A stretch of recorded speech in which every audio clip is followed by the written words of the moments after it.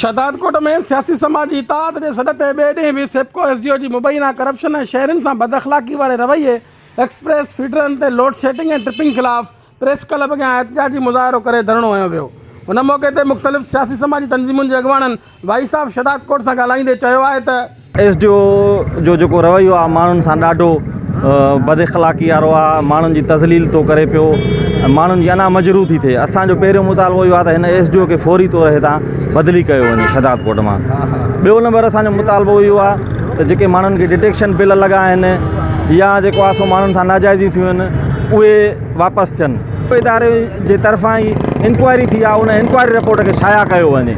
जो मक़सदु इहो ई आहे त शहर जे अंदरि जेको माण्हुनि ॾे डिटेक्शन बिल लॻाए पिया वञनि नाजाइज़ तौर ते उहे मसइलो ऐं उन सां गॾोगॾु जेका वापडा जे अंदरि करप्शन थिए पई, ख़ासि करे हिन एसडीओ जे अचण खां बाद में उन जी जांच ऐं उन सां गॾोगॾु जेको अहम मसइलो आहे जेका सॼे शहर खे शिकायत आहे त हिन एसडीओ जो माण्हुनि सां जेको रवैयो आहे उहो ठीकु न आहे। जेको बि मौजूदु माण्हू को शहरी को वापारी को दुकानदार वञे पियो का बि जाइज़ शिकायत खणी त उन्हनि सां बदअख़लाक़ी सां पेश थो अचे त असां हुकूमत खां ई मुतालबो कंदासीं त हिन एसडीओ खे फौरी तौर ते हटायो वञे।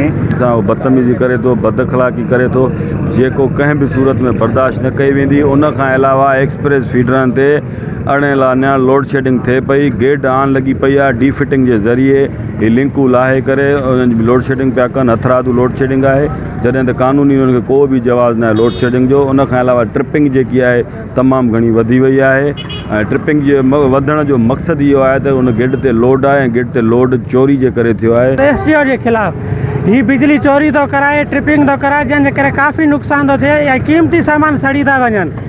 इन जे करे असांजो मुतालबो आहे जेका हिन एसडीओ करप्शन कई आहे उहा ज़ाहिर करे, हिन ते केस दायर करे इनक्वायरी करे वञे ऐं बिजली जी लोड शेडिंग ख़तमु कई वञे। चाहे उहो एसडीओ वापडा जे ख़िलाफ़ु आहे, हिकु त हुनजी ॿोली तमामु बुरी आहे, बुरो थो ॻाल्हाए। आला इदारनि खे इहो बि आहे त जेको बि हिन मसनद ते वेह हुनखे पहिरियों ॿोली सेखारी वञे।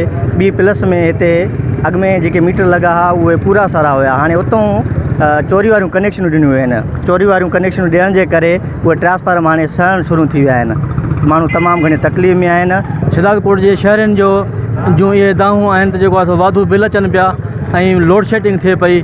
जेको आहे सो शदीद गर्मी में हिननि खे वॾी तकलीफ़ आहे ऐं मुसलसिल जिदोजहद जे बावजूदि इहे जेके मसइला आहिनि इहे हल कोन पिया थियनि।